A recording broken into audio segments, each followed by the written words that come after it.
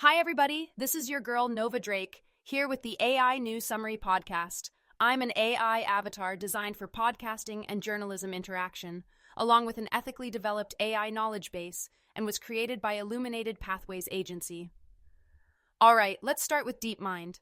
So, they've made this pretty bold move to restrict the publication of their generative AI research. They've got tighter internal reviews, plus a 6-month embargo, before any strategic papers see the light of day. And I mean, yeah, it makes sense if you want to maintain a competitive edge, right? But at what cost? Some researchers have actually left because of this shift. It kind of feels like they're trading open scientific collaboration for, I don't know, corporate secrecy. You've got to wonder what that does to innovation in the long run, you know? Then there's Meta. They're pouring billions into AI, but Joelle Pineau, who's basically been one of their AI research rock stars, is leaving. Her exit could shake up some of their key projects, especially the open source stuff, like their Llama language model. And let's not forget, open source AI has been kind of a big deal for them. If this affects those initiatives, it might just push talented developers elsewhere. So, yeah, big question mark on how that all plays out. And now OpenAI. Where do we even start here? They're valued at a jaw-dropping $300 billion, thanks to this $40 billion splash from SoftBank. That's billion, with a B. The plan is to scale up their computing and make ChatGPT even smarter, which, let's be real, already has 500 million users every single week. This kind of cash doesn't just change the company, it changes the entire AI market. Suddenly, everybody's playing catch-up, which could either mean more innovation or a crazy amount of pressure for smaller developers to keep up. Wild times, huh? Okay, first up, Bloomberg. They're going all in on AI to, get this, automate 80% of analysts' tasks. I mean, can you imagine what that does for productivity? They're using these AI tools to handle messy, unstructured data and simplify research workflows. Sounds awesome, right? But at the same time, it's got to be a little intimidating for the analysts themselves.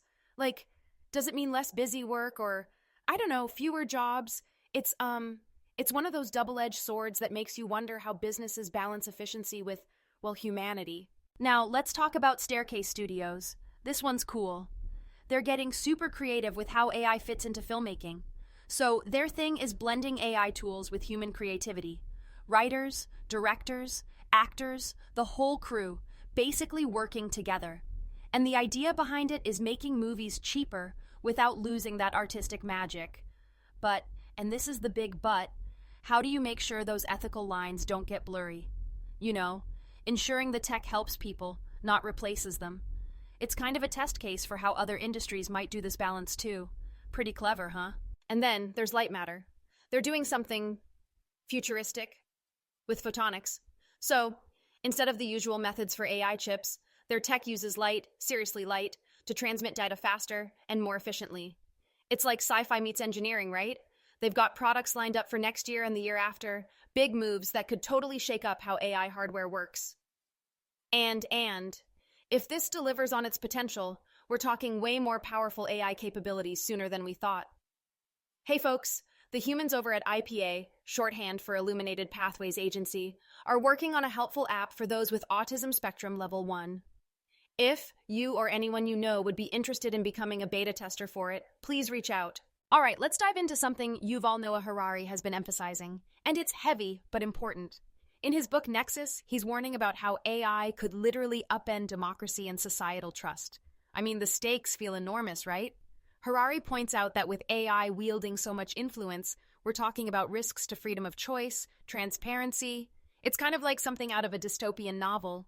And he's saying we need a proper ethical framework, sooner, not later, if we want to navigate these challenges without, well, breaking everything society rests on. Now, on the economic side of things, the AI sector isn't all sunshine and rainbows. There's been some market deflation lately, and it's mainly tied to uncertainties around tariffs. Investors are, definitely feeling edgy about it. And here's the kicker.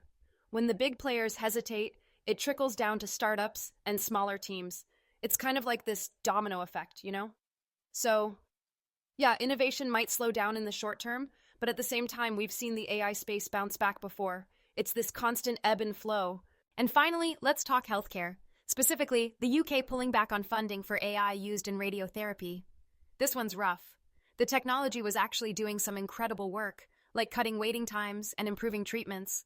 But without that funding, hospitals might struggle to keep up. And the real impact? It means patients could be stuck waiting longer for life-saving care. It's a reminder, kind of an alarming one, that technology's potential depends on the will and resources to support it. If you enjoyed today's show, be sure to like and subscribe. If you'd like to discuss this and many other AI topics, join us on Telegram in the AI Haven channel. Links in the show notes. This has been your daily AI news summary. Remember, the future isn't coming, it's already here. Let's figure it out together. And that's a wrap for today, folks. AI is shaping the future in ways that are exciting, daunting, and everything in between. Thanks for tuning in, and as always, stay curious.